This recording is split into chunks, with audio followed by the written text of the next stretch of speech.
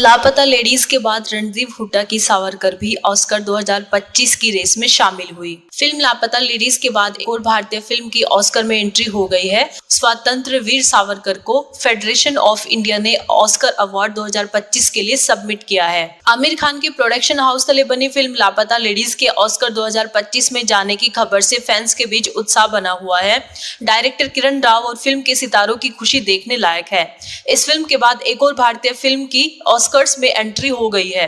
Federation of India के पास 29 फिल्मों की लिस्ट थी, जिसमें बॉलीवुड से लेकर साउथ जगत तक की तमाम फिल्में शामिल थी। इसमें एक नाम रणदीप हुड्डा की साल आई पिक्चर स्वतंत्र वीर सावरकर का भी नाम था।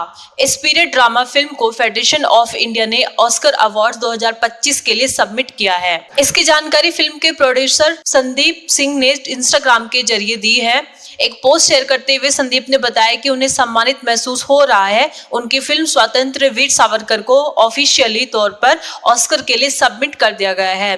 पोस्ट में उन्होंने लिखा, इस यादगार हौसला अफजाई के लिए फिल्म फेडरेशन ऑफ इंडिया का शुक्रिया। ये सफर बहुत बढ़िया रहा और हम हर किसी के शुक्रगुजार हैं कि उन्होंने हमें इस राह में इस तरह से सपोर्ट किया है। फिल्म स्वतंत्र वीर सावरकर के ऑस्कर 2025 में सबमिट होने पर फैंस भी काफी खुश हैं। संदीप सिंह के पोस्ट के कमेंट सेक्शन में यूजर्स काफी खुशी जाहिर कर रहे हैं। वहीं फिल्म में विनायक दामोदर सावरकर का रोल निभाने वाले एक्टर रणदीप हुड्डा ने भी इस खबर पर आभार व्यक्त किया है। उन्होंने अपने बयान में कहा, ऐसी फिल्म का प्रतिनिधित्व करना हमारे लिए सम्मान की बात थी, जो भारतीय इतिहास को गहराई से दिखाती है। स्वतंत्र वीर सावरकर एक ऐसी फिल्म है जो भूली हुई कहानियों को आपके सामने रखती है और ये सम्मान हमारी कहानी को और आगे बढ़ाता है। रणदीप और उनकी फिल्म के मेकर्स ने लापता लेडीज के लिए किरण राव और उनकी टीम को भी बधाई दी।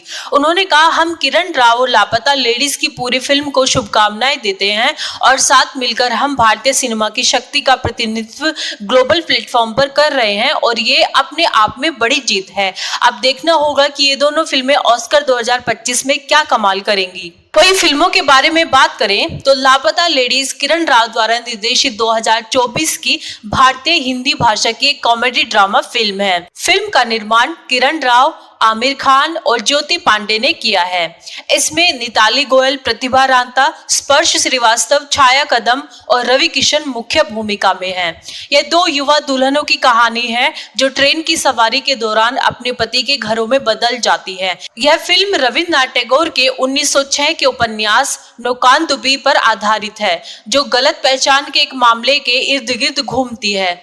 इस उपन्यास को सेल्यूलाइड पर कई बार रूपांतरित किया गया है। दिलीप कुमार अभिनीत मिलन 1946 और घूंघट 1960 भी इसी पर आधारित थी। फिल्म को 8 सितंबर 2023 को 48वें टोरंटो अंतर्राष्ट्रीय फिल्म महोत्सव में प्रदर्शित किया गया था और 1 मार्च 2024 को नाटकीय रूप से रिलीज किया गया था। फिल्म को आलोचकों और दर्शकों से सकारात्मक समीक्षा मिली। इसकी कहानी, पटकथा और कलाकारों के प्रदर्शन की प्रशंसा की गई। लापता लेडीज फिल्म की कहानी क्या है? 2001 में काल्पनिक निर्मल प्रदेश में दीपक, एक किसान, अपनी नई दुल्हन फूल कुमारी के साथ अपने गांव वापस जा रहा है। वे कई अन्य नवविवाहित जोड़ों के साथ एक भीड़ भरी यात्री ट्रेन में चढ़ जाते हैं। सभी दुल्हनें एक ही रंग की दुल्हन की पोशाक पहनी है और उनके चेहरे पूरी तरह से घूंघट से ढके होते हैं, जैसे कि परंपरा है। दीपक को झपकी आ गई है और वह रात में जाग गया और उसे एहसास हुआ कि वह अपने गंतव्य पर आ गया है।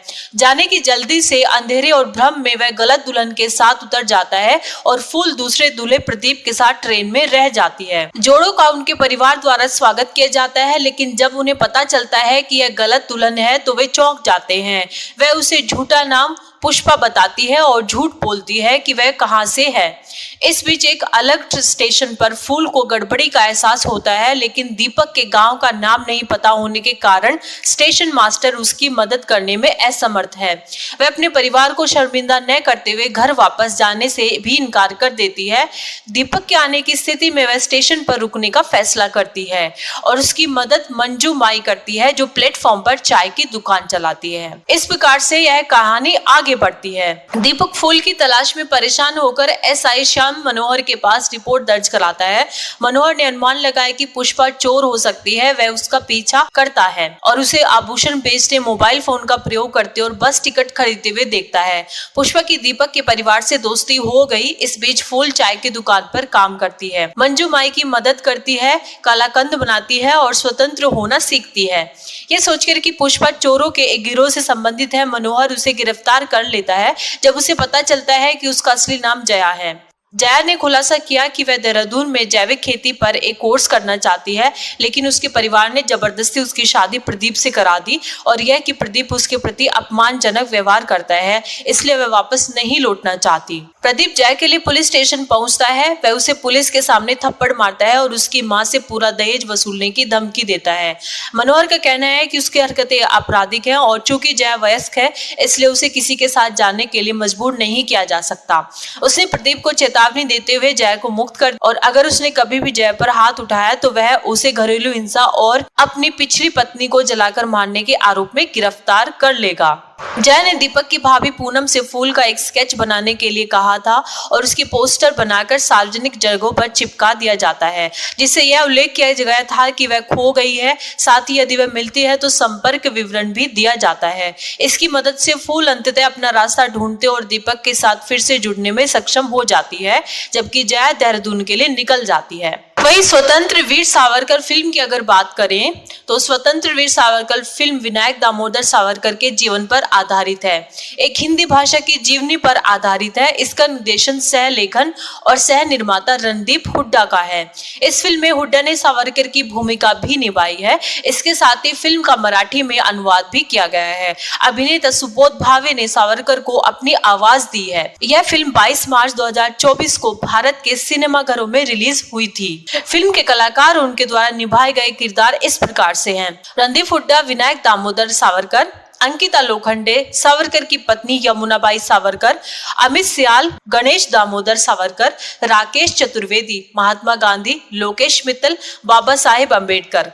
कथानक, भारतीय स्वतंत्रता सेनानी और सुधारक विनायक दामोदर सावरकर, जिन्हें वीर सावरकर के नाम से जाना जाता है, यह उनकी पूरी जीवन यात्रा पर आधारित है। फिल्म को लेकर रणदीप हुड्डा का कहना है कि सावरकर की बायोपिक की तैयारी के लिए उन्होंने खुद को जेल में बंद कर लिया था। रणदीप हुड्डा ने स्वतंत्रता सेनानी स्वतंत्र वीर सावरकर को उनकी पुण्यतिथि पर श्रद्धांजलि भी दी थी। काला पानी यात्रा के अनुभव उन्होंने सभी से साझा किए थे।